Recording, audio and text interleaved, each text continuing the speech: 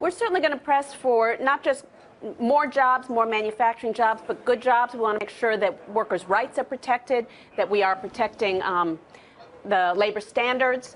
We are interested in Buy American, making sure that as we build up the manufacturing sector, we're making sure that we use our trade policies and our procurement policies in a way that are supportive of good jobs in the United States of America. But it's also important to us that we be in an internationalist frame.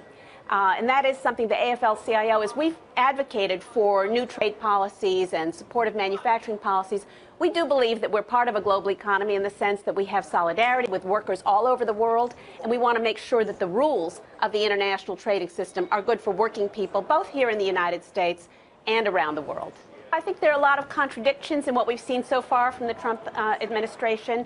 Certainly, we've been supportive of the end of TPP, the renegotiation of NAFTA, although we want to see how NAFTA gets renegotiated because that's important as well. But we do have a lot of concerns around the cabinet nominations. Certainly, we've had an objection to the nominee for Secretary of Labor, Andy Puzder, who has not been a friend of working people, has not shown that he's interested in enforcing and supporting strong labor protections, minimum wage, overtime regulations that are important for American workers. So we're going to keep our eye on all of that. And in terms of the immigration policy, we are concerned. I think any immigration policy needs to be humane, rational, and constitutional. It's not clear that the executive orders that we saw this week meet that standard. All that said, though, I wonder how encouraged you are that, first, that the AFL-CIO has been listed as part of the initiative, that Trump obviously has met with the president. Do you think that's all for show, or do you actually expect some of these issues to be presented by you and taken seriously by the White House? Listen, we're very happy to have a voice that we will use on behalf of American workers. We've done that with every administration, Democratic and Republican, and we will.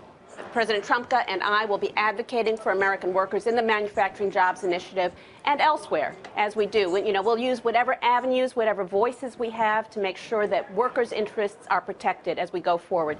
And I think because there's been a lot of internal contradictions and a lot of confusing messages and signals, it'll be very important that the voice of working people is heard in this White House as it has been in past White Houses. Hey there, thanks for checking out CNBC on YouTube. Be sure to subscribe to stay up to date on all of the day's biggest stories. You can also click on any of the videos around me to watch the latest from CNBC. Thanks for watching.